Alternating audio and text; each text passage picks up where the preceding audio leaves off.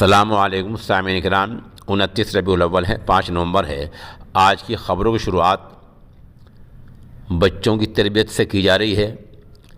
اس میں بچوں کی تربیت بھی ہے اور تلاوت بھی ہے، اور ماشاءاللہ بچوں کی نماز کی تربیت ہے۔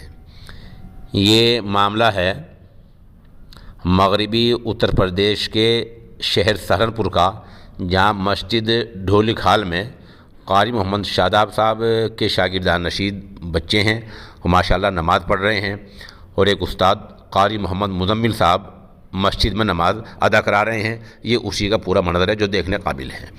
بچوں کے بارے میں آپ کو عرض کر دیں کہ کچھ دن پہلے ترکی کی ایک مسجد میں مشورہ ہوا، اور وہاں اس بات پر تشویش ظاہر کی گئی کہ مساجد میں نماز کے اوقات میں بچے کم کیوں آ رہے ہیں، کیونکہ اگر بچے کم آتے ہیں تو آپ سمجھ لیجئے کہ اگلی جو نسل ہوگی وہ مسجد میں نہیں آ پائے گی۔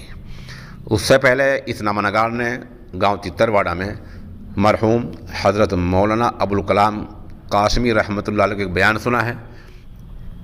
اس میں انہوں نے پورے بیان میں بچوں کو نماز کی ترغیب دی ہے، اور کہا کہ 6-7 سال کے بچے، چھوٹے بچے مسجد میں نہیں آئیں گے تو بہت ہی تشویش کی بات ہے۔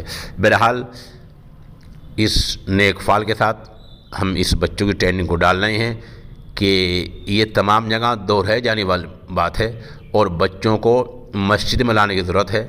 جو لوگ معمولی شور شرابے پر بچوں کو مسجدوں سے بھگا دیا کرتے ہیں وہ اچھا نہیں کرتے ہیں۔ معمولی دھمکانے کے ساتھ ان کو ترغیب دینی چاہیے۔